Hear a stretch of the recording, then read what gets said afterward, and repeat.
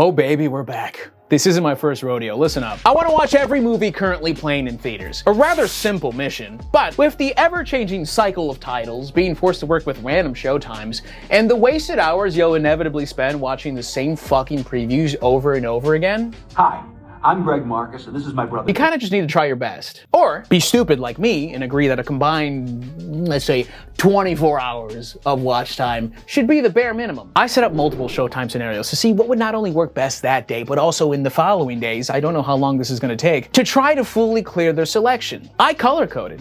I fucking color. But that ultimately meant nothing, because nearly all my plans changed in one way or another. I walked out of a movie, which I do not do, and I've watched some ass McDoodoo leak from the screen. I'll say to the credits out of spite. Everything is time-stamped. I understand if some of you just want to jump around, but for those of you fully along for the ride, I think this journey will be fun. Also, yes, spoilers for most. Let's start with a rather lukewarm day one. By the way, lukewarm as in the movies, not the impending blizzard outside. It's gonna be 60 degrees in about 3 days, ignore this. So there was one title that was demanding every showtime possible, so I thought it made sense to start there. So I watched. All things considered, I feel like I'm starting somewhat controversial. Mainly because, to all the diehard Scream fans out there, you're gonna love this one, because I can't tell you the last time I watched any Scream movie in its entirety. I'll be so honest, I think the majority I've learned about Scream comes from what Scary Movie parodied of it. And here I am, watching the 7th installment, and giving you my 2 cents. Keep the change. But because of that, I went into this ready to be extremely fair to Scream 7, especially because it was the very first movie in the lineup. This was gonna set the bar for me. Plus, even though what I just said, I've always taken Scream to be more of a fun slasher that doesn't take itself so seriously. So I just wanted a decent plot, some fun kills, maybe some laughs. Instead, I just got some contrived murder spree with a bunch of shit for brains running into knives. So Sydney is getting threatening calls from Stu, but Stu's supposed to be dead. So the question is Stu a zombie still paying for his cell phone service, or is someone using AI to mess with her? Oh wow, look at that. Listen, I like Matthew Lillard, but once the FaceTime start coming in, you quickly realize that's all it's gonna be with him. So you watch Matthew try his best and awkwardly end FaceTime calls with a zesty low poke to somewhere. We run a classic whodunit to see who's killing all our friends and or integrating nearly flawless deepfakes into live FaceTime calls. The thing is, everyone is either a body just begging to be stabbed or a very loud red herring. Like Tatum, Sydney's daughter, is dating this guy named Ben, and he goes to school for computer science. Sounds like a guy who's AI'd a time or two. And as if we couldn't dissect the suspects ourselves, they have a scene doing just that, where Mindy from the news crew goes one by one, placing suspicions and motives. And all that did for me is confirm that, oh, it's none of you. And right around this scene, I had already wrote in my notes, spoilers, the creepy boy's mom seems to be left out of everything. Muy interesante. And I could complain about stupid shit, like why didn't the dad, who's a veteran officer, shoot Ghostface when he's like 5 feet away from him and had Tatum at knife point, but like he's over here, got a big fucking mask? Why the hell did Ben have his laptop open in the car? Tatum spots it and sees him in front of a green screen deep faking Stu. He was apparently just trying to see if he could recreate it, and it looks like he did. Why the hell he didn't share any of this information with her before maybe walking up to the truck is something. He's also saying Stu's exact lines in his recording. Why? Why are you reciting Stu's lines talking about killing that bitch daughter of hers? You could have just said anything. You just wanted to see if you could do it. You could be like, I love Whoppers. Let's see, I was able to do it. Yeah, I think it's possible. It's AI. Anyway, point is, Tatum is too timid and fragile when her mom is a badass. So she's gotta kill the bad guy, boom, boom, shoot Lucas's mom to stop that. And then she's like, yeah, now I'm Sydney fucking Prescott's daughter. Credits. The reveal is that there are 2 people working together. Lucas's mom, who I guess was in the other parts, I apologize, and I don't even know who the fuck the other guy is. It didn't look like anybody else did either, but he worked at Google or something, so that's why he was able to hack into her home and play deepfakes on demand and do all that stuff. Google. I love you, Google, by the way, thanks for the paychecks. They both die. I thought Joe McHale was Rainn Wilson on the Zemp for like half the movie. He's actively dying at the end, and Sydney just looks at him get rolled into the ambulance on a gurney, and she fucking just pats the car. See you later, big guy. Sydney, do you love that man? He's got stab wounds all over him. He's been bleeding out for a quarter of the movie. You don't want to go with him? Who cares? The kills weren't even that fun. The theater girl kill had a fun setup because she's like flying back and forth and, you know, Ghostface is there like she's a piñata, but it kind of fell flat for me. The beer tap head stab is cute. He gets lifted up on a beer tap and then beer blood pours out of his mouth. That's adorable. More of that. And I can tell that there was a lot of nostalgia / fan service that I didn't get, but either way, just as a movie on its own, a bit let down on this one, but it's gonna be far from our worst. Now, I was planning to watch GOAT next, but I had to attend to daddy duties. In other words, father shit. So I had to unfortunately skip this one for today. But rest assured, GOAT, I'm gonna watch you. And I'm gonna love you. Maybe. I'm not sure. Have I mentioned I've only seen the trailer for one of the movies in my lineup? I either avoid trailers because I don't like too much spoiled or because I don't care about the movie. The Anaconda trailer was the only one I saw against my will in the theater. So I don't know shit about anything I'm watching. Anyway, the next movie in the lineup was Reminders of Him, which I'm assuming was romance. I might fuck around and cry. I mean, look at this cover. Is that a red pickup in the distance? We're creative. Thought of that. Threw that wrench in the operation. Okay, hear me out, guys. What if there's a car? This is a book adaptation from Colleen Hoover. I haven't read it, but somebody who did told me they didn't like it. And damn it, I agree. This movie is long, we move slow, especially near the ending. We just take our foot off the gas entirely and let the car roll to a stop. Here's the plot. Kenna went to jail for 7 years because she apparently killed her boyfriend in a car accident because she was driving under the influence. But she was pregnant and gave birth to a baby girl and immediately had her rights stripped away and the girl was given to her dead boyfriend's parents. You following? Now that she's out, she wants to go see her daughter and that's when she meets Ledger, who was best friends with Scotty, the dead boyfriend. You still following? Ledger has been a father figure in the daughter's life and he doesn't want Kenna seeing her, obviously. She killed dad. But he gets over that rather quick because he wants to have sex with Kenna. And story ensues. The movie obviously has its corny moments, but the dialogue is also so cheesy and played out. It just, coming back was a mistake. All right, there's this cute callback they try to instill where Ledger and Scotty in a flashback are totally stoned on his playground equipment in the backyard, and then one of them mistakes a baseball mitt in the distance for a bird, saying, "Is that a freaking pigeon?" And they both law XD in unison. And then at the end of the movie, there's an actual pigeon that shows up, and Ledger says the line. Did you remember it? "Is that a freaking pigeon?" And he law XDs again.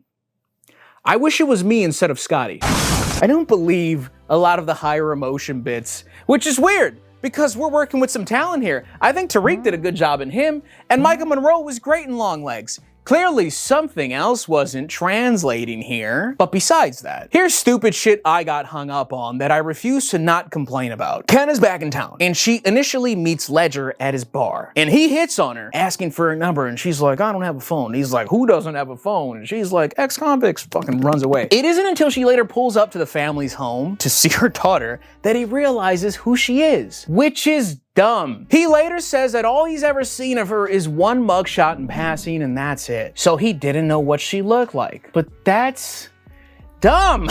He was best friends with Scotty when they were dating. He knew Scotty was gonna propose to her. He was involved. I guess the excuse that we're supposed to buy is that Ledger was away at training camp for the Broncos, so he somehow never saw her. Which, by the way, hilarious to hear that Ledger be first introduced as a football player in this movie. My boy's got range. I only know Tariq from him, so I thought, oh, he's doing thinking. Football man. Oh, it doesn't matter. I guess it was just reminders of him.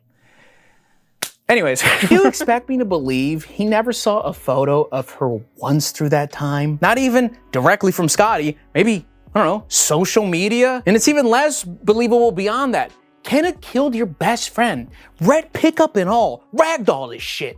And you have looked after his daughter for years as if she was your own. You're so tight-knit with his parents. They don't bring her up. They ain't fucking, look at this bitch. They don't have like a hate ceremony every month being like, that bitch killed my daughter. Get a good look. Did you keep up with the sentencing, Ledger? Did you go? When you heard your best friend died, were you like, I should be there now? You broke your arm and then the team dropped you. You fucking had free time. They knew her release date, right? The parents know when she's gonna be released from prison. They're not counting down the days, game planning this. There's not a photo of Scotty and Kenna that have just, maybe popped out of the blue here and there. You guys haven't talked about this at all. The camera, can you focus on me, camera, please? I just don't believe it. And it's stupid because that ignorance is the start to their relationship. In addition, the car accident that we later learn about is very confusing too. We get flashbacks of the day it happened, and the influence that she was under was an edible that they split much earlier in the day. I know she went fucking crazy. The sun was out, and then they went skinny dipping, they cuddled, and then they drove home in the night. So they're singing in the car, and she accidentally hits a rock or some shit that sends them off the road and flips the truck. Presumably because Dark Road didn't see the rock in time, or because they were singing, she was like, oh my God, this is such a cool song. Ow! She gets out safely, and then she goes out to the opposite side to tug at Scotty's arm, but he's not responding, and then she feels for a pulse and feels nothing. So she tries for who knows how long, trying to flag down cars to help, which no one does. They're driving past her, and she ends up back at the town in the rain, and she passes out because she was in a fucking car accident. And then she's charged with vehicular manslaughter because Scotty was apparently alive. His arm was crushed and I guess disconnected from his body, so she felt no pulse because she was just squeezing a severed limb. So he was alive the entire time that she looked for help, and even when the police got to him. So I guess that matters because now the story is she was high off her ass, smoked 17 blunts to the face, crashed because she was high, like the fucking deflated commercial, couldn't grab the steering wheel, fucking said, fuck this guy, abandoned him knowing he was alive, I'm just gonna leave, and left him to die. Which is also dumb. The way this is brushed over, I guess, is because Kenna says she was so broken that he was dead that she just didn't care anymore. So she just pled guilty, just give me everything. But even with that, does that mean she just never told her side of the story? She just stayed silent throughout? She must have had a public defender assigned to her because we're shown a trial. Did they get nothing out of her? She took half an Eddie when it was daylight. And they must have tested her late at night or early the next morning, whenever she was found passed out, caught some THC in her system, and perfectly aligned it with her accident. That's so stupid. Especially with an edible, roll the dice on whatever the hell that's gonna hit her. Or are you telling me that when she woke up and was asked what happened, she didn't just naturally say, I got into a car accident with my boyfriend and I was looking for help. Is he okay? That's the last thing I remember. She just let them accuse her of abandoning him. She agreed to that. I'm no lawyer. I think you had a pretty good shot, Kenna, to at the very least not take 7 years on the chin. And maybe this is explored further in the book, and I'm complaining about nothing, but I don't care. The movie should stand alone, at least mostly makes sense, right? Anyways, yeah, what happens is what you think. They fall in love. Scotty's parents find out that actually punches Ledger in the face twice. No wonder the team dropped you. Look at that reaction time. 50-year-old Patrick laid 2 sluggers on your chin with the same hand, by the way. None of that? You lost that in the league, buddy? Eventually, the parents become privy to Kenna's side of the story, and they let her see her daughter, which she does in the end. And she's like, I'm your mom. She's like, says a cute thing that they also were instilling. She's like, that's cool. Let's fucking have tea time. Cool. Patrick goes to tell Ledger, I trust your judgment, so I'm not gonna question you wanting to have Kenna be a part of DM's life.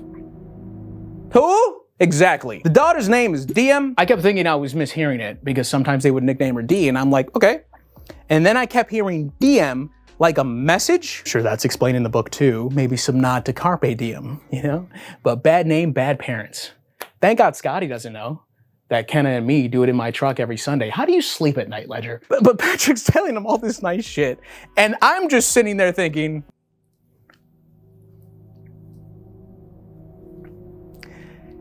yeah, also sorry for socking you in your shit, by the way. Doesn't apologize for punching this man dead in his fucking nostril. All right, Dad. Everyone sucks. I got no emotion out of this one. There are movies in this lineup that made me feel something. This is not one of them. But there's no time to dwell on that. We got another movie to catch. We started by getting scared, then we cried.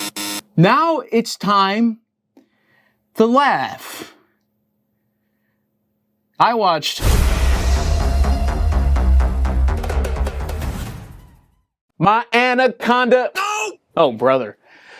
Greg, my boy, what are you doing to me right now? We reunite and this is how you treat me? I signed up for the rewards and everything, you piss in my soup?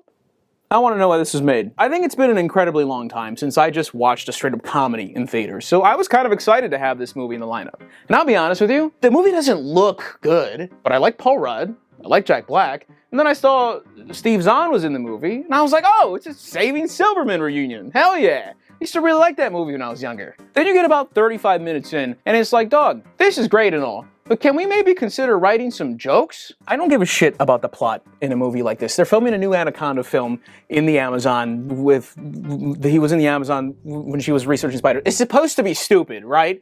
And you have some talent here. But if laughter was pain, I came out unscathed. Just off the talent alone. How do you not get more than the 6 nose exhales that I left the theater with? That's so disappointing to me. I think the majority of the comedy that even slightly resonated with me was when Paul Rudd said something because of his delivery. I feel like a lot of the jokes were more so slapstick, goofy, over-the-top humor, and just not a lot of clever writing. And listen, it's one thing for me to say a horror movie didn't scare me. I feel like a prissy bitch when I say a comedy film didn't make me laugh. Because I know there are theaters out there hooting and hollering over this movie.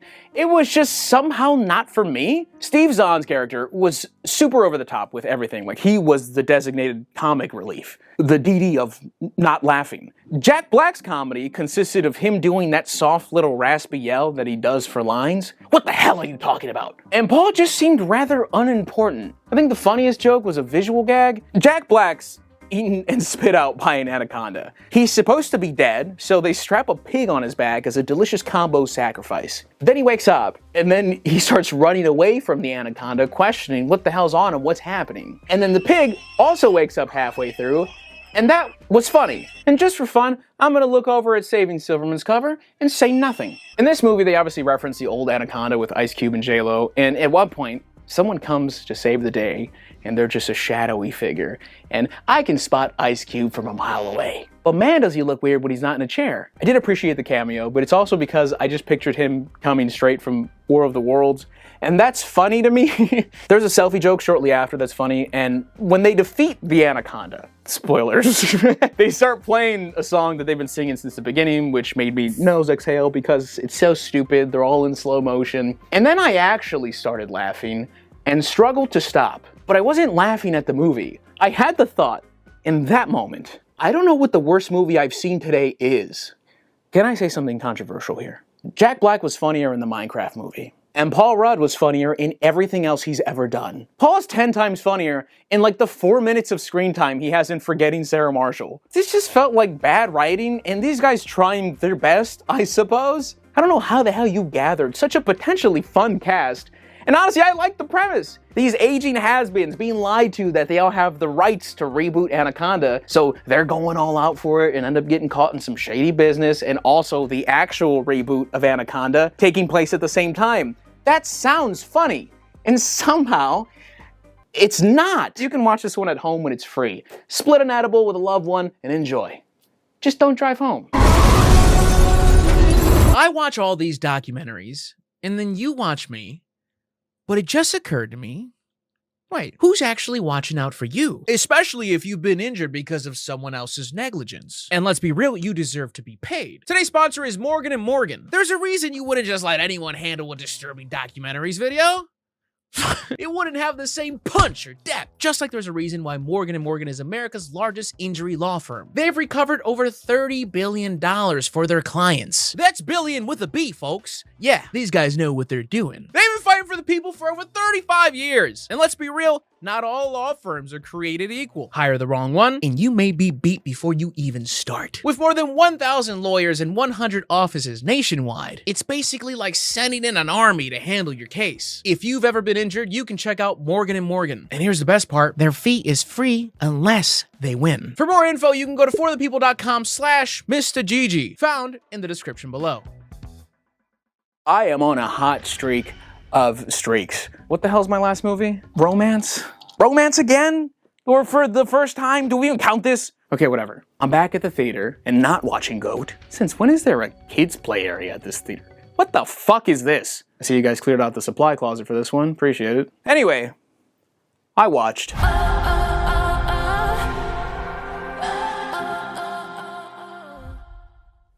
So no one wanted to warn me that this movie was horny as hell. Little old innocent me was over here expecting a romantic tragedy. And yeah, that is a thing nestled in between the vast amount of finger banging. More finger banging than I think Greg Marcus would approve of, frankly. This movie is, I guess, loosely based on the book, Wuthering Heights. I've not read the book. I have no personal attachment to it. I'm sure a lot of the conversations being had about this movie are from people who read the book, and a lot of the reactions I'm seeing are not that positive. But please, hold your thoughtful discussion and allow me.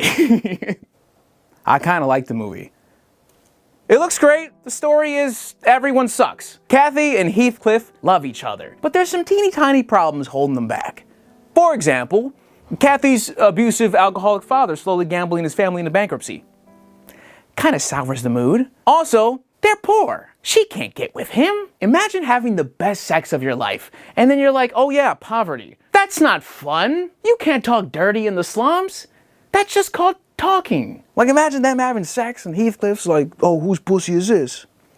The bank's, Heath. We're in debt. So Catherine eventually says, all right, I'm gonna go to the rich neighbor, Mr. Linton, to upgrade the family. And it works, he falls in love with her. But then Heathcliff gets jealous, and he leaves, and he comes back after a good old 1700s glow up. And these two hate fuck each other for 90 minutes. I really enjoyed the father's performance, Martin Clunes. He was great, just being a decrepit alky slowly killing himself. Phenomenal, my guy. Jacob Elordi's character is just a fucking gooner, no? The final boss of gooners? I don't even know if he loved Kathy like that. Like, if they settled down on a farm and weren't banging in secret anymore, would he even like that? Like, he discovers she's pregnant with Mr. Linton's child, and he's like, oh, you didn't tell me because you thought I'd be upset? That actually makes this hotter. Tell me all about how it's not mine as I lay pipe. Down, boy! In the end, Heathcliff marries Mr. Linton's daughter out of spite, just to chain her up like a pooch. And that's not a metaphor, she is chained up like a dog. She's not part dog, which makes the down boy line funnier now that I think about it. He was also saying that. And he's doing all this stupid shit to make Kathy jealous and have her come see him. Even forcing the daughter to write countless letters begging to be saved so Kathy can have a reason to visit. Meanwhile, Kathy stops eating because those two got married. And after some time, she's sure that the baby has died, but does nothing about it. So she slowly dies, and then dies. Jacob later visits and is sad. End scene. I'm skipping some rather important details here, but I did kind of like the movie. However, my actual physical watch was a different story. I feel like I complained a lot about theater etiquette the last time I did this, but so far, everything's been good aside from the ghost sitting in C13. That unfortunately did change for this watch though. There was a group of girls behind us, remember, tiny theater room, who wouldn't shut the fuck up. I'm trying to hear Jacob Elordi clap cheeks, can you pipe down? Seriously though, yapping through so many points in the film, like just no, you see us. You know we're in the theater with you, and it just did not care. The kids in the later animated films I watch had better etiquette. I think they like snuck in a bag with a bunch of shit because at one point I just heard these family-sized Dorito bags getting yanked out of bags, cracked open, passed around like a blunt. And like, more power to you. I don't care what you sneak in, but you couldn't hit this in the previews, champ? You couldn't wait till some loud shit's happening on screen, till there's a montage of sorts, and then you're like, all right, now, no. As the dramatic ending unfolded, they started talking again, and I loudly heard them start to pack everything up, lower their recliners, giggle about some shit, and they left with like 10 minutes left in the movie. I guess they didn't like it, or had curfew, or just wanted to reiterate that they suck. And I might have been fine with all that ruckus if it also wasn't for the fact that it was fucking freezing in that room. I made that supply closet joke, but legit, I don't believe that room is capable of heat. I put my jacket over my legs because I was starting to not be able to focus on the movie because of how cold I was. For 135 minutes, not a degree of Fahrenheit entered that room. Wuthering Heights turned into blistering cold. Did they purposely do that? Did they assume we'd all just naturally heat up and ovulate from the film? I'm shriveling up, Greg. And that wraps up day one. If I had to rank my watches for the day, it would somehow be Wuthering Heights, Anaconda, Scream 7, and then reminders of him. But we're just getting started, baby. Let's hope, let's pray, let's hope day 2's better.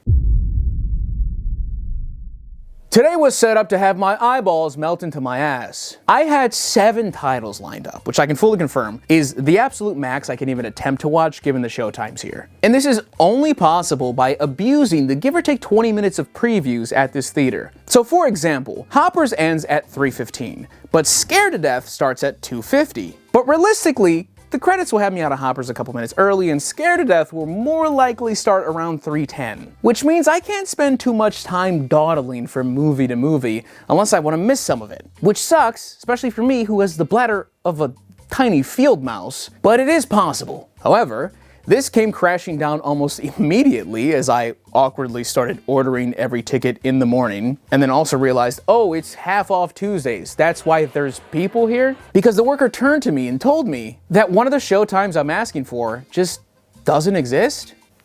What? But how did I fuck this up? What other showtime was I looking at? This is the easy part. You look at 5 p.m. sounds good to me. What? Okay, so I guess Dolly is off the list for tonight. What? Oh, you've never heard of Dolly? Same. But I'll take any excuse to watch a shitty horror. Whatever, I got the rest of the tickets. I was already running late, so I grabbed the drink real quick. I got a free popcorn, which I high-key did not want. I'm pretty sure I still had popcorn in my stomach since yesterday. I'm eating too much fucking popcorn. But I watched. I don't have to keep changing clothes, right? You guys get what's going on? Okay, so shit's gonna get weird, but hold on. Meet Joan, a young Asian girl who is like every other teenager and wants to fit in. Even more so, wants to be popular. So much so that her life goal is to one day be prom queen. But because she feels so isolated and shunned, she blames her heritage. She doesn't want to embrace her culture. She despises her physical features. She wants to be white. She wants to look like every other prom queen in the past. You get all this pretty early on, and I immediately thought, oh no, I'm gonna feel like a piece of shit watching this, aren't I? Because although this movie takes it to the extreme, this is not far-fetched at all. This is Spiro. How'd you even confuse the two? Dumbass. But this is a very real feeling that young minorities, kids of immigrants, can feel. I fucking did. I was Mexican at a majority white school, but I also had the double jeopardy problem of being the Mexican in a group of white kids, but the white kid in a group of Mexicans who want me. No, but seriously, now that I'm a grown-ass man, I do feel kind of shitty that when I was younger, I pushed back on my culture or tried to hide it, and I'm sure I said some shitty things to my parents because of it, which is exactly what Joan does the entire movie. Telling her dad that maybe instead of cleaning rich people's houses, you can finally get a real job. Or her giving up her scrumptious-looking homemade lunch every day to, I guess, not be the Asian kid eating Asian food and or eating less to keep calories down. I don't know, probably both. The popular head honcho in school is Olivia. She's an influencer. Cringe, right? Who would do that? But she's every stereotype you think she is. She's mean, selfish, fake activist, plays up for the camera, treats people as objects, thinks she's more important than she really is, the whole nine. And because of an acting gig that she gets, she leaves the opportunity for someone else to win prom queen. And that's when Joan locks in. By the way, random, but one of the girls mentions that she has 2 tickets to Black Bear, which I may be wrong, I'm so sorry. But that immediately dated the movie for me. Black Bear? From what I read, it seemed like they started working the film in 2024, but I mean, even then, I don't know. I'm sorry, Black Bear. A company reaches out to Joan because she kept using their filter on her phone, which basically makes her look more white. And she decides to meet up with them, and it's this secretive operation where there's this guy in the shadows who knows exactly who she is, and he starts calling her name. And I thought, oh, is this just Click for minorities? The company's called Ethnos, and they explain that they can change your race. And they even give her a sneak peek by turning her hair completely blonde. Because to do the full operation, she needs a parent to sign off on it. So she takes advantage of her parents not reading English all that well, which once again, guilty. But I know I've probably had some questionable forms come home, and I'm like, yo mom, for a pizza party. Yeah, shit's crazy, you saw it right there. Yeah, don't stop looking at the rest of the paper. So she gets the operation, and while she's put to sleep, we're treated to a song. I don't really remember the melody, but the lyrics were somewhat along the lines of, history is on our side, it's good to be white. And it's a montage of white people being happy and doing happy white people things. It goes on for a bit. It's longer than those 2 lines, and it even has like the karaoke lyrics on screen. Some of the B-roll looked AI-esque, but nowadays I cannot tell anymore, so I'm sorry about that accusation if it's not true. But I will say, it's a crazy song to hear in a theater with several old white people at noon on a Tuesday. They were probably listening to that song like, history is on our side, it's good. Let me Shazam this. So Joan does the operation, and she becomes McKenna Grace, who was also in Scream 7. There are some funny gags in this movie. Like, I just think it's funny hearing McKenna Grace yelling shit like, nobody liked me when I was Chinese. McKenna, you can't say that. Stop. She has to convince her parents it's her by speaking Mandarin. She gives them a pamphlet, like, they said to give this to you to probably help explain. And I think the pamphlet on the front says, so your daughter decided to turn white. And as time passes, her skin starts to peel and bruise. So then I thought, oh, this is just the substance for minorities. She becomes close with Olivia, becomes popular, and it ends up having all the makings of the classic sitcom dilemma of turning your back on your real friends because a more popular crowd has accepted you, because she pretends to not know her best friend even after she discovers her secret. So her best friend hates her, Olivia and the popular girls have a shallow friendship with her, she's physically falling apart, and her family isn't even really talking to her anymore. There was one part where her parents are laughing, smiling, cooking up a feast, and she walks in as they quiet down, and she asks, well, what are we celebrating? And one of them quietly says, it's been 10 years since we've been in America. And that struck a chord with me, and my eyes started to glisten just a teeny tiny. Hello? Her parents do a good job, by the way. Like, the dad especially. He was easily trying to hit your feels the entire movie, so, like, I get it. This is the most emotion I felt after 2 romance movies, by the way. So she does win prom queen. Yay! But she's falling apart, as she does. It looks ugly as shit, and everyone sees and she passes out. Olivia took her out of there, takes care of her, and assures her, that's just your body fighting back, don't worry. Because Olivia did it as well, as did her dad. They used to be Cuban. Gross. And seeing it from another angle really drives it home at how insane this is. By the way, whoever plays Olivia has a phenomenal brainwashed stare. She's awfully convincing in this scene. Also, at one point, we see her follower count on her phone, and she's got like 9,400 followers, which, listen, nothing to sneer at, but they revered this chick the whole movie, yapping about her big old fan base. Let's relax. Let's pump the brakes a little bit. Huh? What?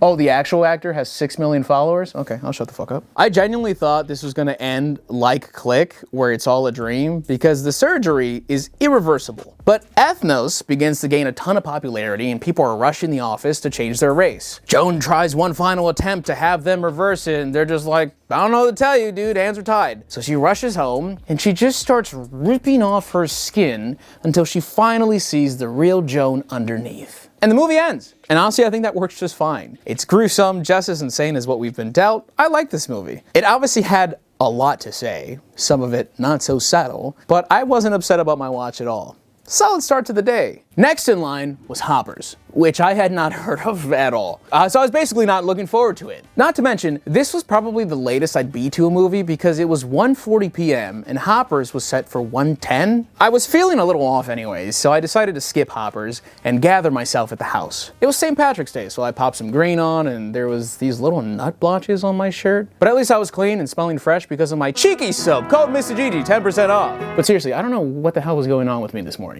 Okay, we're doing fine. Everything's going great. I'm not even stressed about the movies right now. I'm just stressed. I've started taking medication recently and I think it's been messing with my fucking emotions, okay? I'm just saying right now, I feel like I have to do something. And I guess it's gonna be sitting down and watching a fun movie starring Lin Shaye. Happy St. Patrick's Day. I wore green because it's St. Patrick's Day, I forgot. No wonder people were pinching my ass. That's why, right? No time to think about that because I was right back ready to watch a horror comedy.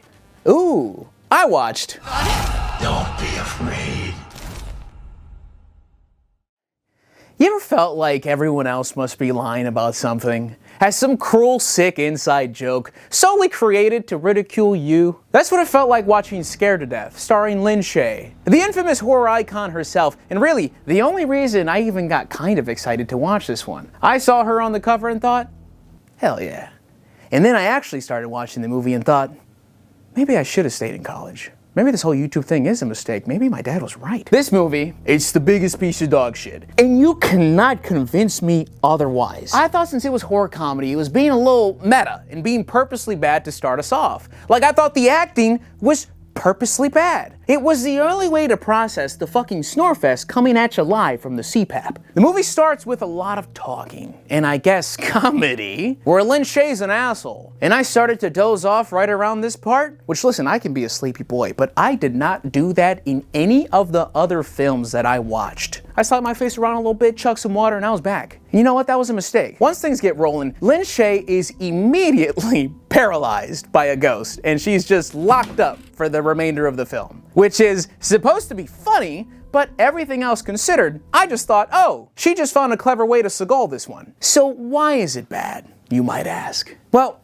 it's not supposed to be scary, I don't think. It's supposed to be funny, with horror elements, and it's just not. I felt a little mean saying Anaconda wasn't funny. Scared to Death is not funny in the slightest. And I wanted to laugh. Why would I not want to laugh? Life can be fucking sad. I'll take my outs when I can get them. Even after chunks of the movie would bother me, I would try to shake it off and give them a fresh start. You know what, fine, I'm missing something here. Make me laugh, movie. It's a guy pretending to do a seance while there's actual ghostly shit happening. It's boring, the characters are nothing, the acting is piss poor some worse than others. There are these constant scare cues that you would think are being used ironically, but they're not. They sit around the seance table for the majority of the movie, and the entire time, I kept hearing like silverware clanking behind me until I realized, oh, it was just like a light bulb flicker sound effect that kept playing the entire time, and it's so damn distracting and annoying. Maybe I was just already angry at the movie, and that was just the fucking final straw. So they start to uncover the secret of these 5 orphans who were scared to death. And that isn't interesting either. Dead orphans? It's like you want me to not care. I'm sorry. Halfway through, I looked up the movie because I had to be missing something. But no, it just looks like a regular horror comedy that people liked. Am I fucking stupid? Did they play the wrong movie for me? That's what it was. Marcus Theaters, get it together. What did you show me? Because that sucked. I felt insulted being put through this. They finally entered the spirit world possessed by the orphans, and you started to see how the orphans were banding together to kill their captor. So I guess that was the story. I left. I don't know the last movie that I've walked out of. And I don't even know if I can fully count this one, because I kept giving it chances. I felt like I needed to stay for the video. It was damn near the end anyways, I'm pretty sure. But I was just floored at how this got any positive reception whatsoever. Aside from Lin Shaye's makeup when she gets paralyzed, there is nothing, and I mean nothing, redeemable about this movie. I've watched utter shit. You guys know this. There is nothing fun about this movie at all. You can't even have fun making fun of it. Like, I'm sorry to anyone's feelings that I might be hurting saying all these things. I hated this watch. Send Help is our next movie on the docket, and leaving Scared to Death early made sure that I didn't miss any of this one. So cool. Let's hope we pick things up, because my mood is deteriorating. I watched... Okay, Send Help can be fun. There are also moments where I thought, not mad,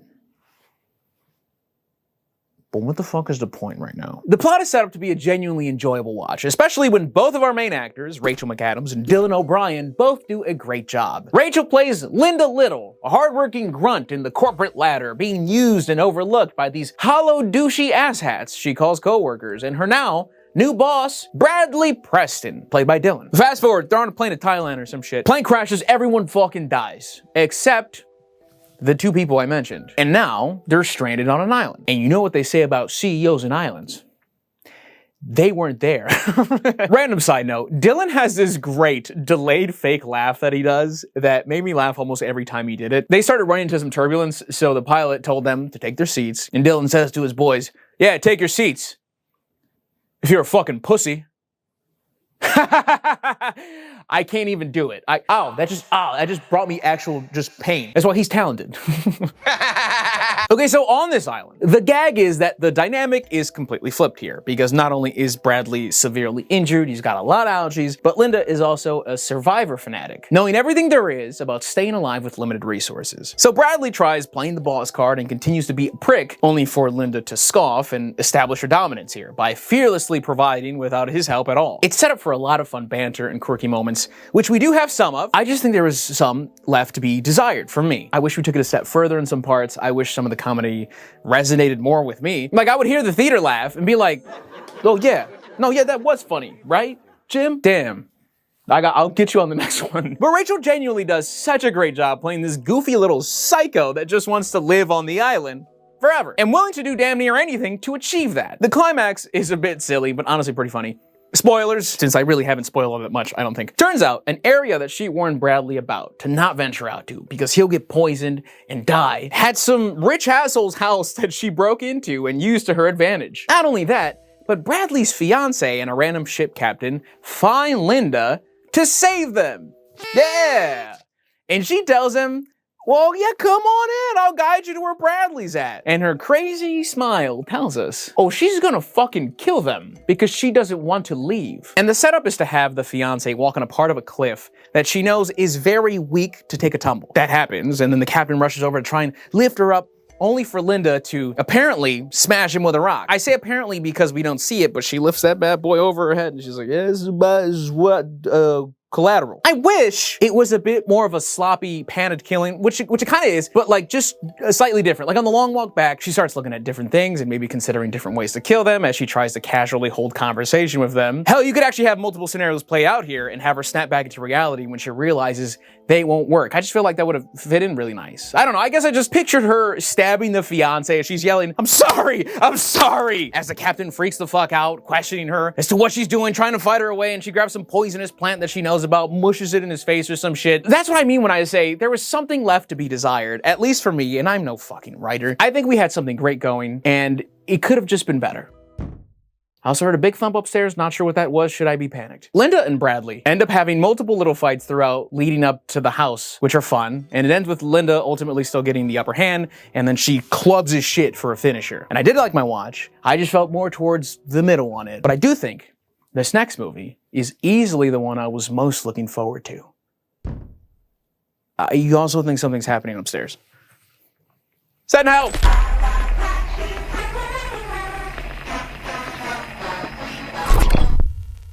This horror movie is quite divisive, and it does not surprise me in the slightest. I would dare call this film Skinamarink adjacent, in the sense that you're either gonna love it or fucking hate it. To me, this is far better than Skinamarink, and also far more digestible for the average viewer, but still, if you don't buy in early to this film, I can see why you would think that this is boring and lackluster. All that being said, I bought in early. I love that the stage was immediately set for us. This movie perfectly juggles all the shit that scares me. Me, personally. I'll say this, as someone who grew up on the internet in the 2000s, when screamers were sending you into a shock left and right, should have been classified as terrorism. When I was going down conspiracy theory rabbit holes on YouTube that all had that same backing track, I think it was that song from The Matrix, Neo's theme, right? Am I crazy for that? Hold on.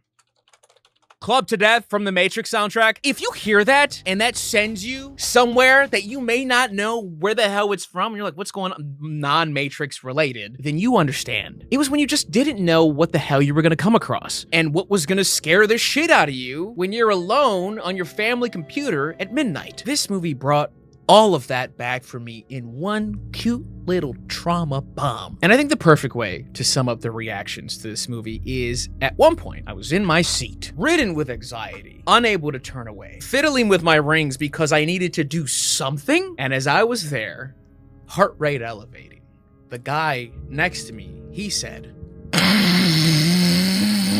you gotta pick a side. You will be one or the other. I'm sorry. I will pause now to tell you, if you are curious, I say you go watch the film. I'm gonna give you a brief intro as to what the movie is about, and then I will semi-spoil. But I warn you, I'm not gonna say a ton about this one. More so, my experience. Evie and her buddy Justin run a podcast, which I know That's a terrible first line to sell you, but it does matter a lot. They run a horror podcast where Evie is the skeptic and Justin is the believer. Evie records the podcast in her mother's home while her mother's in a coma and basically awaiting death. They then get sent this weird cryptic series of audio files that they begin to listen through, and strange occurrences start to strangely occur. That's the plot. Now then, semi-spoilers. I've already seen some of the criticisms from people who didn't have a good time saying things like, it's just one big, long, boring podcast episode. Which, yeah, the podcast plays a massive role, and we're pretty much at her house the entire movie. But me personally, I love the use of the noise blocking headset. Anytime that she flips these bad boys on,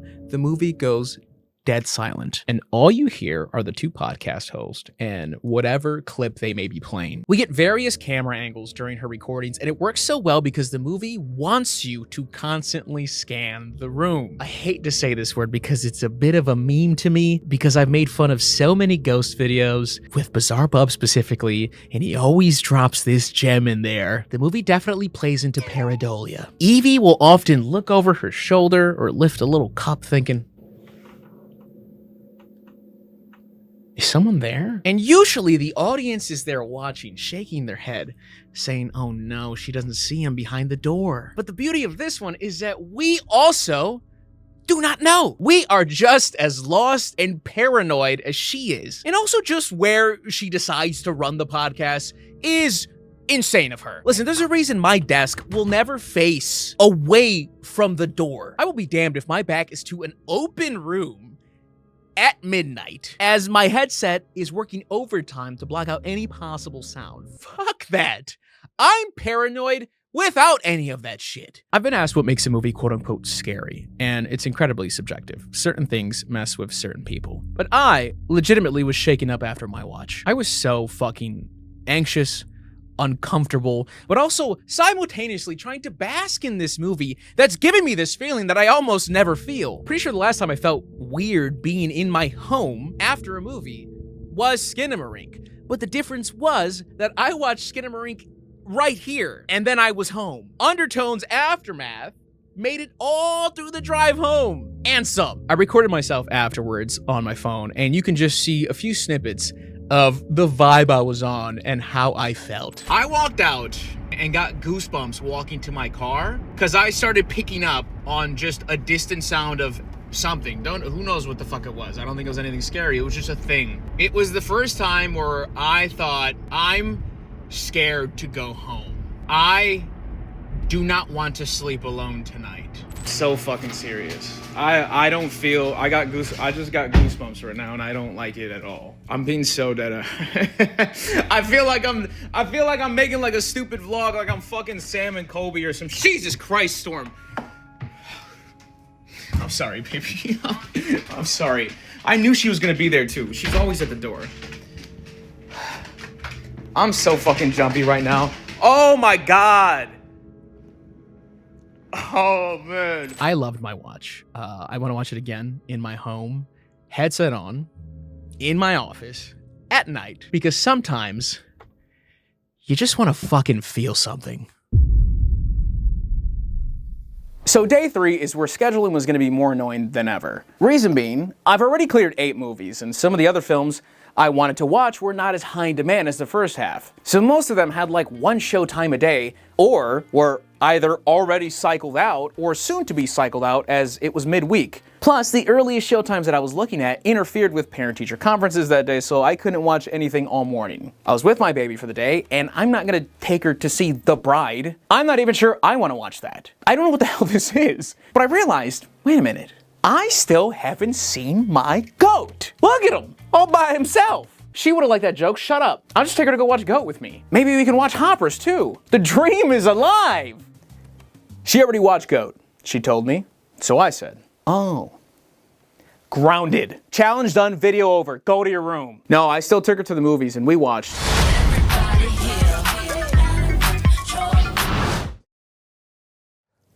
I didn't take any notes for this one. And it's been a couple weeks at this point, but I can confidently tell you, Hoppers was actually good. I unironically really enjoyed this movie. I'll say it. This is the funniest movie I've watched up until this point. I'll say it. I felt more emotion watching Hoppers than I did most films in this lineup, and it's probably gonna rank near the top for one of my favorites in this lineup.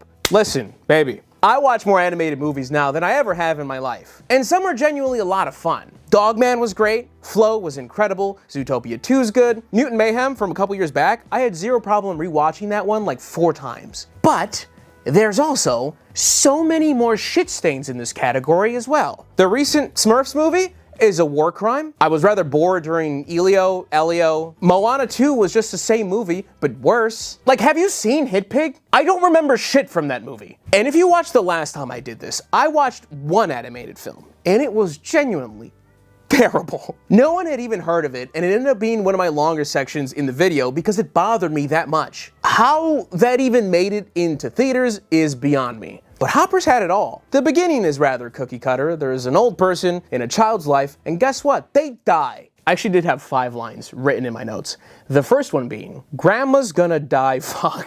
Now the child wants to honor what they stood for or hold a lesson they taught them close to their heart. But the trip we go on is adorable. I laughed out loud a handful of times. The type of laugh where I was like, oh shit, just me? Damn, okay, I guess no one in this theater has a sense of humor. Fucking morons. I'm pretty sure I liked it more than my daughter, is what I'm trying to say. Like, I was bigging it up on the whole walk out. I was genuinely surprised. I was talking like, that shit was kind of tough, right? She was like, yeah, it was kind of tough. I was like, I don't like your conviction. I really like this movie. It's just a fun, pleasant surprise. If you got kids, go watch it with them. If you don't, I can't be that weird, go watch it, sure. Or maybe wait till it hits streaming, I don't know. I don't really care to give you a play-by-play on this one, but you know what, Hoppers? All I gotta tell you is, hell yeah. Imagine watching Undertone and walking through your house, paranoia on 1,000, only to then watch Hoppers the very next day and giggle like a toddler.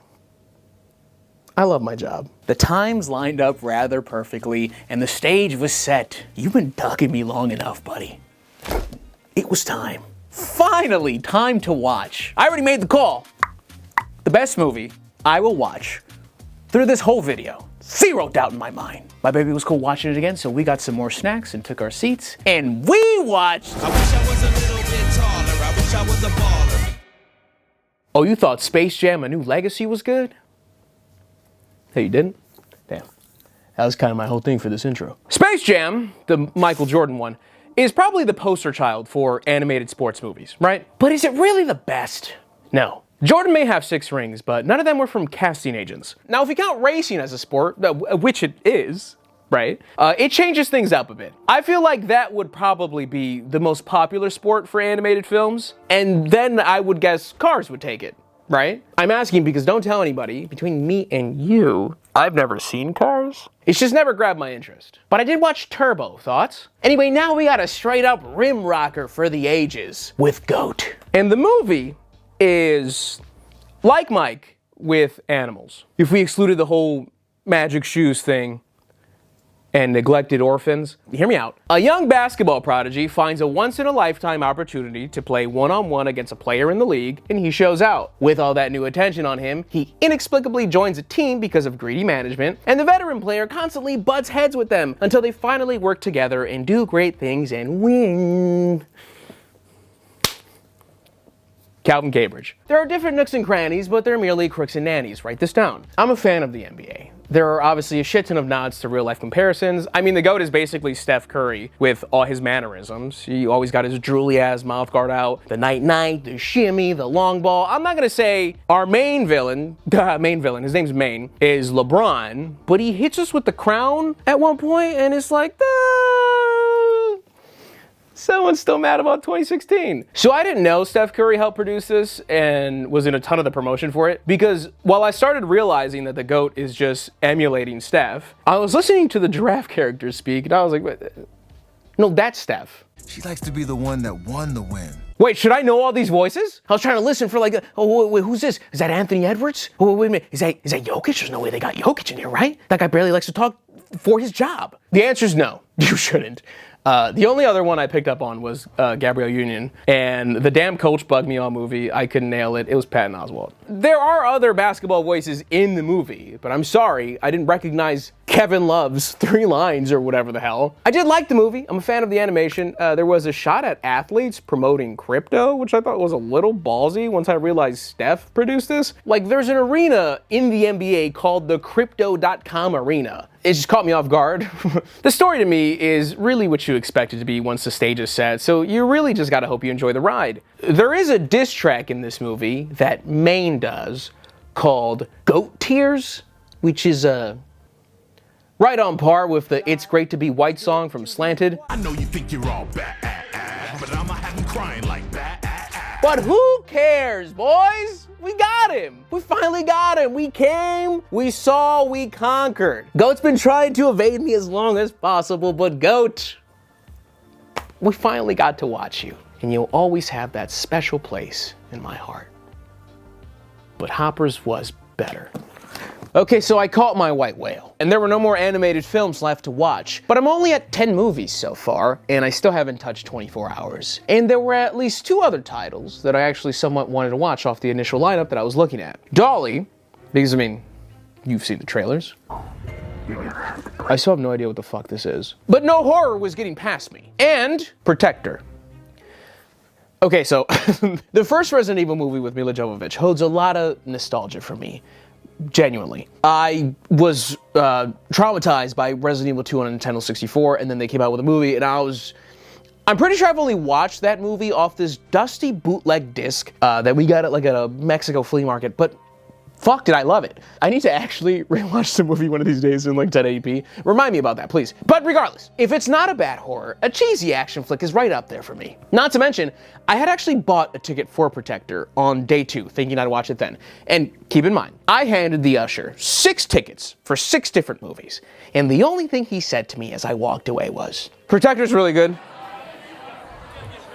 Well, if that isn't a fucking sell, I don't know what is. I'm gonna watch Protector for my guy, or die trying. But there was a little problem, Ursha baby. At the cinema I was at, Dolly was being cycled out the very next day. The last showtime, dead and gone. Wonder why. Protector was still available mid-afternoon tomorrow, but once again it interfered with school. And that's when it hit me. Oh yeah, other theaters. But even that wasn't an easy answer. Working around my schedule and finding theaters relatively nearby that either had earlier or late showings for movies I hadn't watched yet struck out click after click. And then I found it. A godsend. My prayers answered. Classic Cinemas in Carpentersville. Jesus really did send me here. Along with the 37,983 other people that live here. Wait, I wonder if he lives here. 3 days later. No. You know he died for your cinema. Okay, so this random ass theater right under an hour away from me had a Dolly showing at 10 a.m. the next day.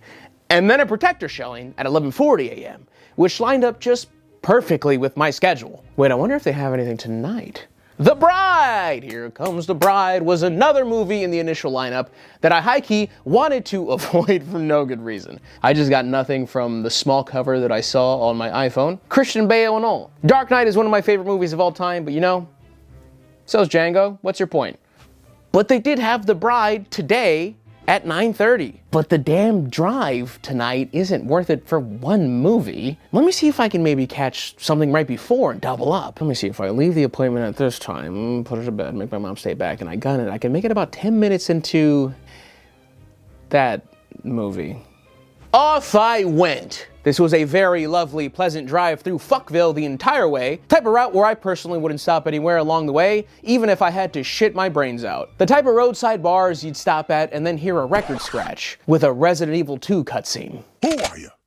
What are you doing here? Although the closer I got to Carpentersville, it leveled out. And this theater is actually adorable, but there was no time to ogle. I got my ticket, sped walk, and I watched.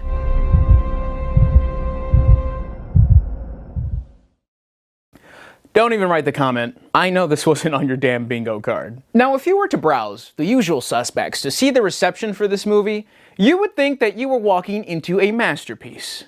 I kinda did. I'd seen the Rotten Tomatoes score beforehand when I was trying to see what this even was, and I got like partially excited to watch this apparent hidden gem. But about, like, let's say 90 seconds after sitting down, I realized I was just watching a feature-length novella. This is a strange movie, and by the time the credits hit, I just had so many questions. It's not like I couldn't adjust to what I was in store for. I'm no stranger to cheesy dramatics. I mean, listen, I may not have watched all that much with my mom growing up, but Casos de la Vida Real was kind of my shit.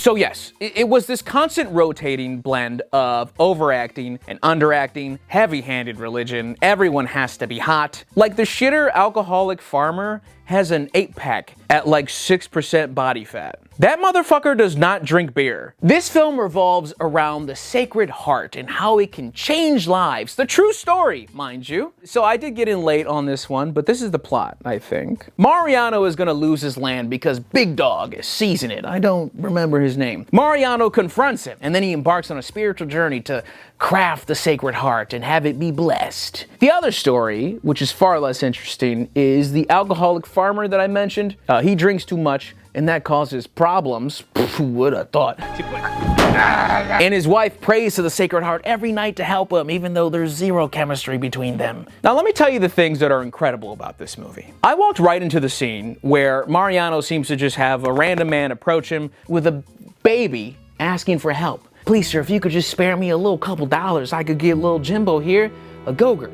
He needs it, or he will die. Mariano, being the good guy he is, throws him a couple doubloons, and he keeps it moving. And like I said, he later confronts Big Dog. By the way, this guy got paid to hold his face every single time the camera panned back to him. Like, you can imagine the amount of times I had to see him make that face to find it funny, and then the additional time to pull out my phone and still catch it on video. Big Dog feels disrespected, so he tells his boys, follow Mariano and kill him. And that leads to maybe the worst chase scene on horses I've ever seen. You just hear some clopping as some jerk-off points the camera at the horses and does this. The horses aren't even moving quickly. They're trotting. All the horses are just kind of taking in the scenery. But because of the cinematography, we're supposed to take it as they're gaining on him.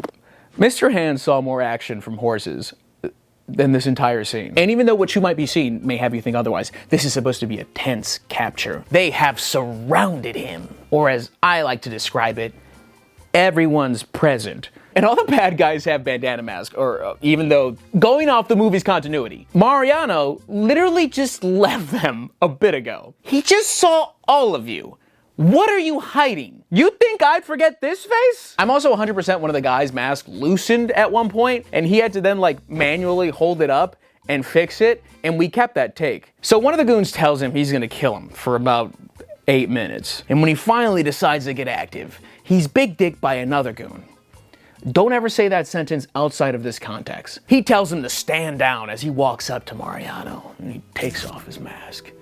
And he tells him, this is his one chance to leave town. Never come back, or we will kill you. The reason why it matters, that was the random guy with the baby who Mariano helped out previously. And I may be misremembering at this point, but he starts telling him, like, you did me real solid, as they play like a baby cry sound effect in the distance. So whatever, Mariano leaves. By the way, in my theater, there are 2 kids a couple rows up who are playing 8-ball. Back and forth. Close game. Also, I'm not sure if the subtitles we were shown were official, because there were just a handful of times where they were randomly misaligned or overlapping with each other, which I'll notice in like Rip's SRT files. So whatever, Mariano gets haunted in the woods by a lady. He almost dies of thirst or something. He gets the Sacred Heart blessed by a priest in front of a green screen, and he eventually brings it back to the couple, I think, where the alcoholic fella has stopped drinking and changed his ways. But that still leaves the question of Mariano's land. So there's a mini court proceeding happening where Big Dog is about to receive his land unless Mariano shows up. And it's funny, he doesn't come in right before they hit the gavel or some shit. I'm pretty sure the judge gives him the land. And then Mariano silently shows up with his crew as they file in awkwardly. He shows them a map of his property. Like, look, that's my land. You can see it clear as day. The map Big Dog showed you is a sham. Which really, is that how this whole plot kicked off? He threatened to take his land and showed a judge a fake map that he filled in with crayon. You are here. That's where I'm supposed to be, not him. They overturn their decision, the day is saved, and then we hear a narrator. And the movie is not over. The last gotta be 10 minutes or so is dedicated to a history lesson of sorts, talking about where this story brings us today. The history of Mexticacan and the Sacred Heart celebration. This massive image of Jesus and the Sacred Heart in Jalisco, which I've never even heard of this, but they talk about how the town decorates, these festive rugs they create. It's a beautiful thing. Weird to end a movie on this, but it's obviously related. And that's the end of the movie. What a strange, strange, strange experience. At least the next movie should be normal. I cleared out along with the other groups of people there, and then the theater fell silent, it seemed. I grabbed some nachos because I hate myself, bought another ticket, and I watched.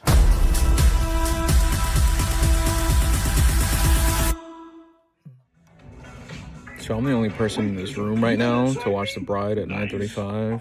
I might be the only person in the entire theater. I'm not kidding. Also, they have a framed photo with Kevin Spacey in the hallway.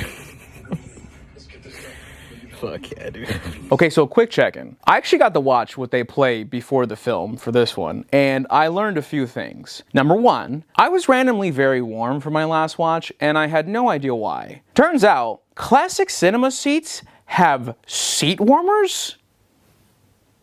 What the fuck? I know it felt like there were way too many buttons on the seat for no reason, but I couldn't see. I learned more about classic cinema, everything they offer, and it felt wrong almost. Greg, turn away. I'm just here for work, I promise. It's not me.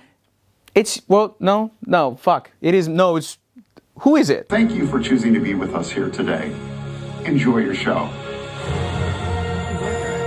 Okay, The Bride. This might be the movie I struggle the most at describing how I feel about it. This is Maggie Gyllenhaal's take on The Bride of Frankenstein, taking a much more feminist-forward outlook on it all. Frankenstein, meets with a crazy scientist because he's lonely. He wants a companion, and he wants a scientist to bring a woman back to life for him, which she does. And that's Jessie Buckley, the character of Ida, who is also possessed by the ghost of Mary Shelley.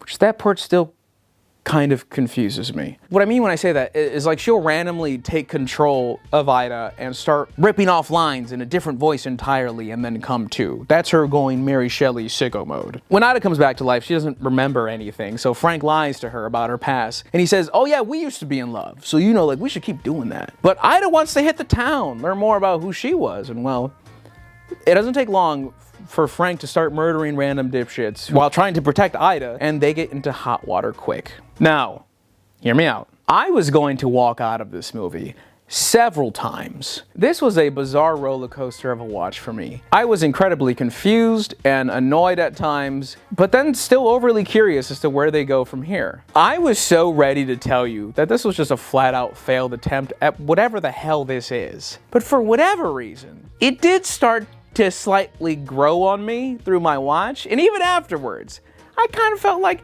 did I judge too harshly? I like Jessie Buckley in this role, but I still am just not there for the weird Mary Shelley possession bits. Those just do not land for me. I do kind of like the setup we have, launching these two into debauchery and failed attempts to fit in while evading police. It can be genuinely funny at times. But like I said, there was a point where I was gathering my stuff, getting the nachos, getting my hat, and I'm like, all right, time to go. And then I was halted. There's this whole choreographed dance scene in the middle of the film that is so out of the blue. It's so damn wacky, but I kinda liked it.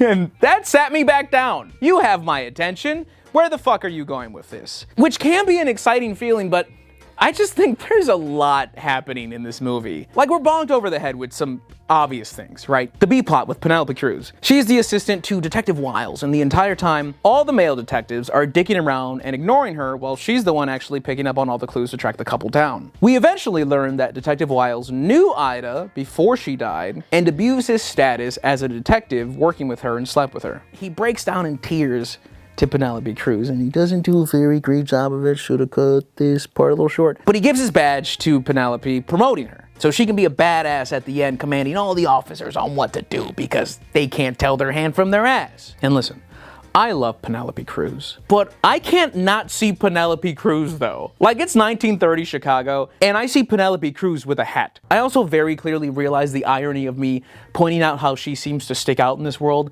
that also has fucking Frankenstein walking around. It's not even a criticism, it just makes me laugh. I don't know, man, these two Bonnie and Clyde it up and shit happens. It's kind of cute at times, kind of frustrating to watch at others. I feel like this one needs a rewatch, but I am scared I'm going to actually dislike it on my second watch. So I may just stay on this weird stance that I currently hold.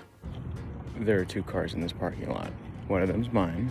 Pretty sure the other one is the one employee that's left that's closing. Let's get the fuck out of here. I guess sure, why not? Let's rank today's watches real quick. Hoppers, Goat, The Bride, Bendito Corazon. I might be the first person on the planet to watch all these films in one day. Can you come back to me? 'Cause I was blind to see that you were right. Back like we never left, baby. Another long drive back, and surprise, surprise, I'm one of like 3 people here at 10 a.m. I know this is gonna keep sounding like a quasi-ad, but when I was getting a ticket, I saw these signs in the front. One of them advertising their 30-minute guarantee, which if for any reason you want to leave a movie within the first 30 minutes, you get your ticket refunded, which I don't think would ever really benefit me because I don't walk out on movies, because usually if a movie's bad, I stay for content. I'm sick in the head. But that's kind of a neat offer. I also saw next to it that if it was my first movie, to let them know so they could make my visit extra special.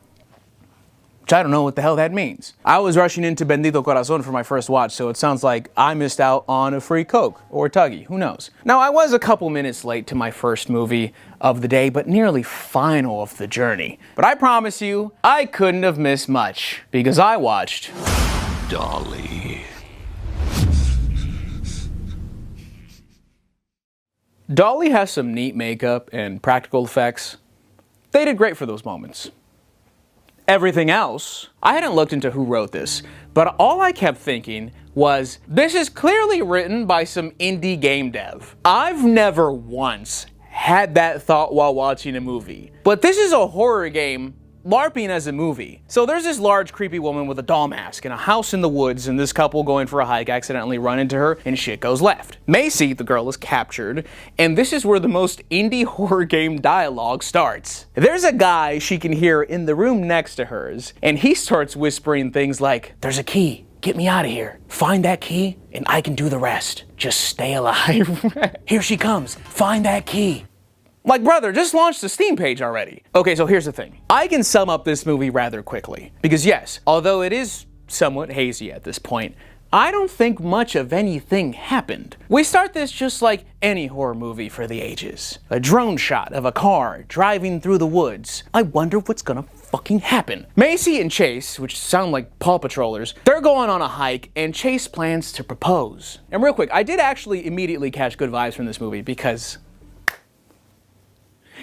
Is that the Stiffmeister in my horror movie? In the big 2026? I'm sorry, Sean William Scott. You probably hate being called Stifler. But the reason why I instantly felt good about that is because I believe Sean to be one of those actors that can deliver comedy really well. And I'll take him any day over some other Joe Schmo in this role. All that being said, he dies in the first 10 minutes. So Dolly's thing is creepily role-playing as a mother. So when she captures Macy, she treats her like her baby. Dolly is randomly strong as fuck and doesn't speak. She's really just Kane in See No Evil. Dressed like Big Mama. They even have some of the same mannerisms, actually. And by the way, the fact that I wrote that down is even oddly more spot on because I had zero clue that Dolly was played by a wrestler as well. Max the Impaler. Which, you know what? Sure. Hell yeah. If I imagine them underneath the whole time, the being strong as hell thing makes a lot more sense. This is the third movie in a row that had a shot of a full moon, by the way. And I can't tell if that makes me upset or not. There is just some silly shit in this movie. There's a stroller Roland scare that's actually in the trailer, some of it, and it is fucking nonsense. I will literally sound stupid explaining it, so I'm not going to. Like, even Chase initially wandering off because he hears music from a toy radio in the woods, deviating from his planned proposal in that very moment. He had the ring ready to go, the setting was there, and he's like, wait a second, I better check this out. Why? If I hear creepy music in the woods, I'm emptying a clip in the air just to properly announce my exit.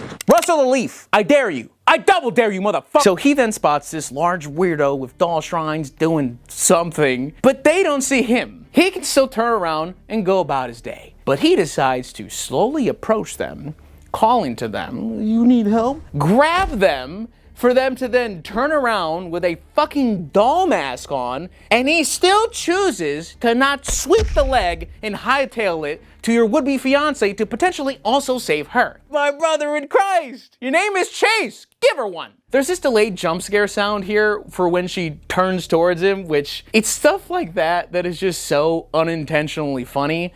It's like Keen Batch Vine Boom timing.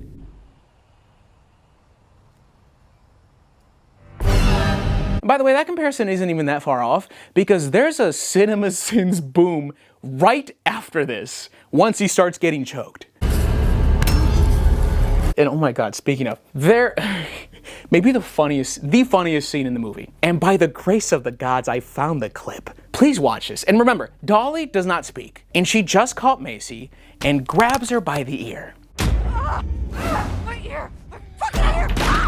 I love that clip, but that's not the funny. It's funny, but that's not the funny part. What the fuck did you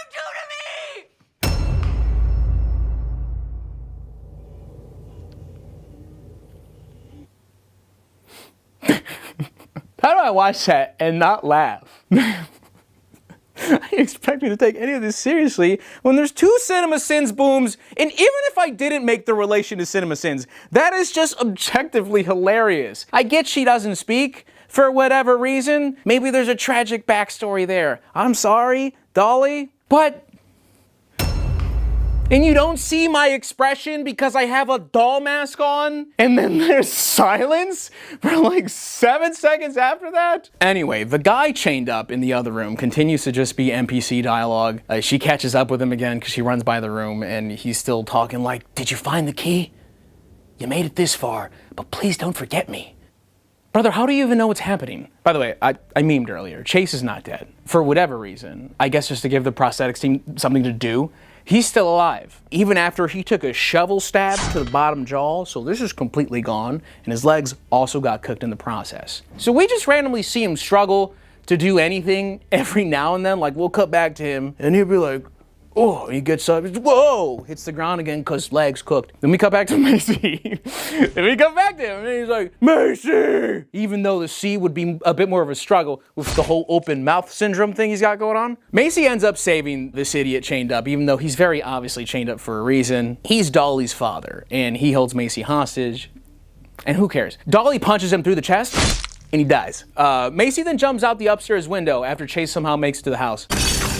She jumps out of the window. She does not die. He does. She runs off and then allows Dolly to catch up to her by deciding to randomly hide. It's the typical, like, I'm an idiot and I want this movie to continue, so even when I get the upper hand and I have the chance to full kill her, which she does, I refuse to. Even though I, as the protagonist, am well aware at this point that she can take a beating. She's gotten stabbed with shears, and I also bit her nipple off.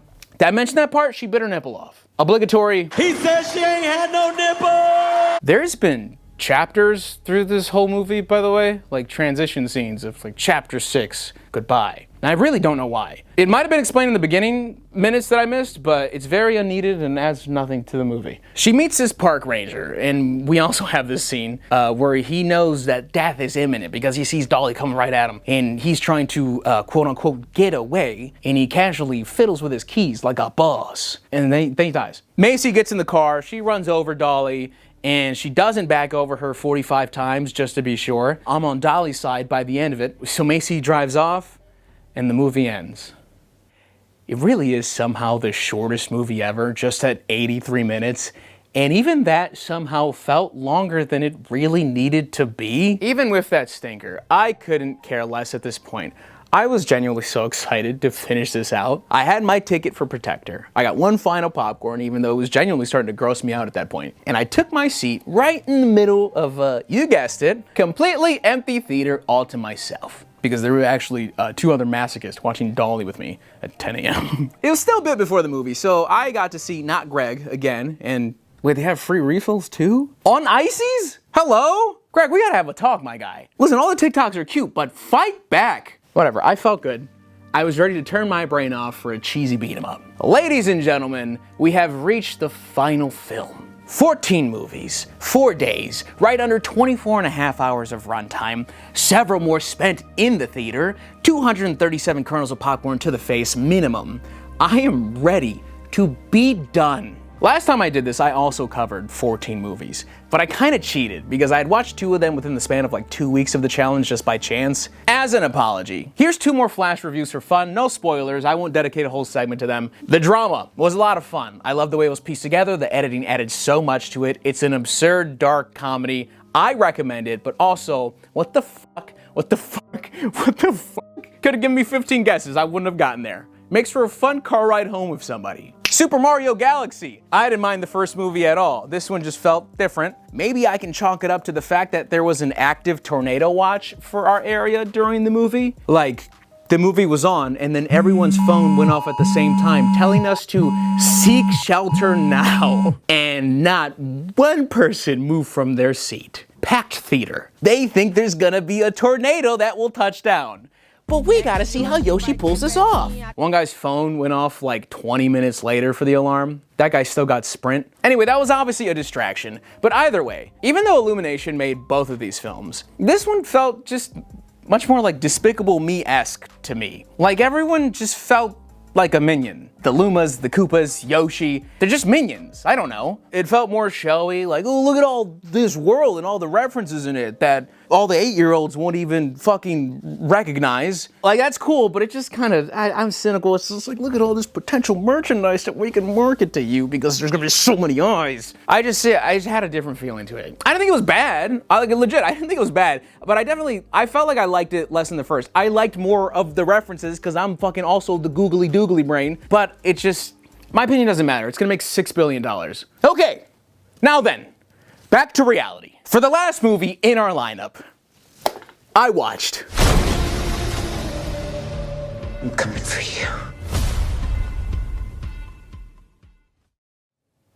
I mean, yeah, that's kind of what I thought it was gonna be. Mila unfortunately starts this bad boy off like a Steven Seagal film, delivering this badass monologue, telling us crime statistics and talking about all the ways she's been trained to kill somebody. But she also talks about the struggles of having this long career in the military while having a daughter. That's right. We got some good old-fashioned child neglect. And Mila was on a tear. Year 16, looking like Bron out there. Still FaceTiming her daughter on her birthday like it's nothing. Jab step, jab step. But that's when dad dies and mommy's forced to retire. So Mila comes back home. Her daughter's 16 now, so Mila doesn't understand her, is overbearing, and whenever they butt heads, she says shit like, "I was doing my duty," which her estranged daughter, I'm sure, loves hearing from this 3D hologram that she calls her mom. By the way, there's a shot of her iPhone at one point, and in her text, she has the option for subject line. The iPhone still has that option? People use that option? I haven't seen that since like the iPhone 5. Her daughter sneaks out with her friends and they're at a bar drinking beers. Like, I get it, underage drinking exists, but even if this bar does that for you guys, aka commits a crime, why the fuck are you all drinking warm beers on your birthday? Where's the UV Blue and Seagrams and Four Locos? Have we really lost our culture? Even worse, she starts talking to this random guy at the bar, and all her friends, on her birthday, decide to leave her there with that guy. Yeah, we apparently got other shit to do, even though we invited you out, but good luck with the axe murderer that you might not like in 5 minutes.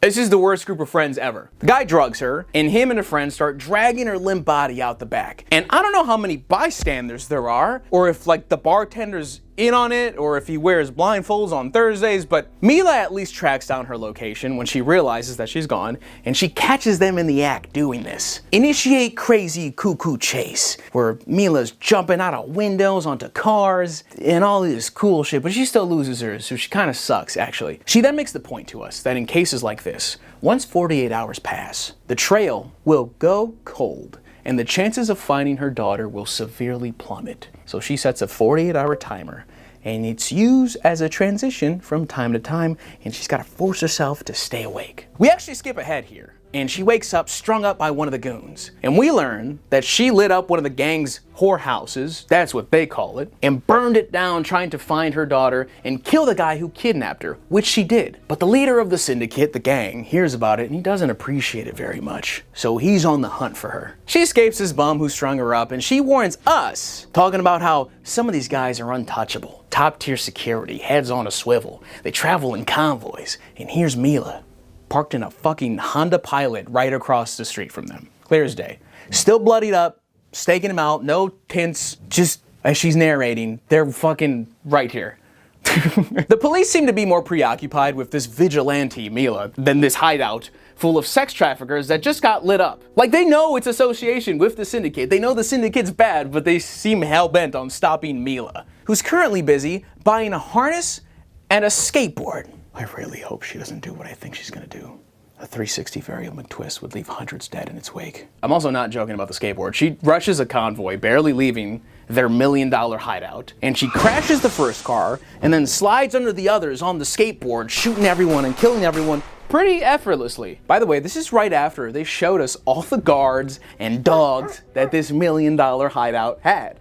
Will never come into play. Nor can they hear gunshots that aren't in their driveway. Hey, did any of you guys hear a really loud skateboard? Like, I'm pretty sure a guard on the second floor that we're shown has a luxury view of the convoy being destroyed right in front of him. But sure, and you're not gonna believe this, even though I just told you about the Tony Hawk murder that was just committed. She opens the trunk and finds her daughter. Day is saved. Once again, I'm not even trying to be funny. She retrieves her daughter and brings her back home. Here's the problem. She still did murder like a dozen people, goons or not. A cop is currently staking out her location, and the captain just also sent a small SWAT team, a small one, to kill her. The captain is crooked, and he almost sends in his guys until an army colonel storms in, halting the operation with a signed paper from the attorney general. And he stands down. This is serious stuff. So the captain, disgruntled, leaves the office. Damn you, attorney general! But he still contacts the SWAT team anyway, telling them to turn off their body cams and, quote, fuck those Pentagon assholes. And the officer responds with, quote, fuck 'em good, sir. Am I interrupting something? The captain then says, now go take that bitch out. Which, is that all it takes, boys? Wandering into the office next door? If the order's not in the same room as me, it doesn't count. Like, I guess I shouldn't be surprised. Protagonist officers do it all the time in movies. You know, they're in the office. You guys are off the case. I don't want to see either of you two pursue them any longer. And then they leave the office, and then they sit outside on the fucking park bench, look at each other. Oh, we've gotten this close, man. Can't stop now. We're gonna take that motherfucker down. Like, damn, if that doesn't work out, like, do you guys just get dismissed? We never see that part in movies. You know, is this criminal? Depending how far you take, can you get arrested for being too cool? Who cares? The SWAT team finds her, and what do you know? She murders all of them, which is really cool and badass, and her daughter's gone again. So she decides she's gonna go to the Grand Hotel to go straight for the top dog and rescue her daughter the second time. Which, by the way, the timer is still going down in the transition shots, and it apparently still matters to her, like it's still going down on her watch. Like, am I stupid? You found her, and then she vanished again. So doesn't that make this timer moot? We don't reset?